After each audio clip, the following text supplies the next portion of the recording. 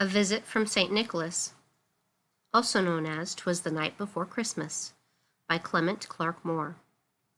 'Twas the night before Christmas, when all through the house not a creature was stirring, not even a mouse. The stockings were hung by the chimney with care, in hopes that St. Nicholas soon would be there. The children were nestled all snug in their beds, while visions of sugar plums danced in their heads. And Mamma in her kerchief, and I in my cap, had just settled our brains for a long winter's nap.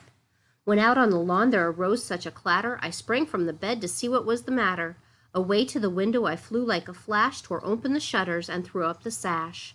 The moon on the breast of the new-fallen snow gave the luster of midday to objects below, when what to my wondering eyes should appear but a miniature sleigh and 8 tiny reindeer, with a little old driver so lively and quick, I knew in a moment it must be St. Nick.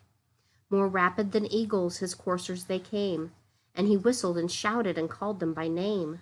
Now Dasher, now Dancer, now Prancer and Vixen, on Comet, on Cupid, on Donder and Blitzen, to the top of the porch, to the top of the wall, now dash away, dash away, dash away all. As dry leaves that before the wild hurricane fly, when they meet with an obstacle, mount to the sky, so up to the housetop the coursers they flew, with the sleigh full of toys and St. Nicholas too. And then in a twinkling I heard on the roof the prancing and pawing of each little hoof. As I drew in my head and was turning around, down the chimney St. Nicholas came with a bound. He was dressed all in fur from his head to his foot, and his clothes were all tarnished with ashes and soot.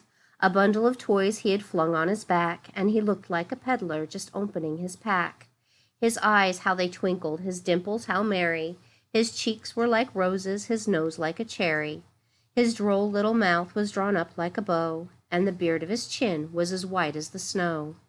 The stump of a pipe he held tight in his teeth, and the smoke it encircled his head like a wreath. He had a broad face and a little round belly that shook when he laughed like a bowl full of jelly. He was chubby and plump, a right jolly old elf, and I laughed when I saw him in spite of myself. A wink of his eye and a twist of his head soon gave me to know I had nothing to dread. He spoke not a word, but went straight to his work, and filled all the stockings, then turned with a jerk, and lay his finger aside of his nose, and giving a nod, up the chimney he rose. He sprang to his sleigh, to his team gave a whistle, and away they all flew like the down of a thistle. And I heard him exclaim, ere he drove out of sight, "Happy Christmas to all, and to all a good night."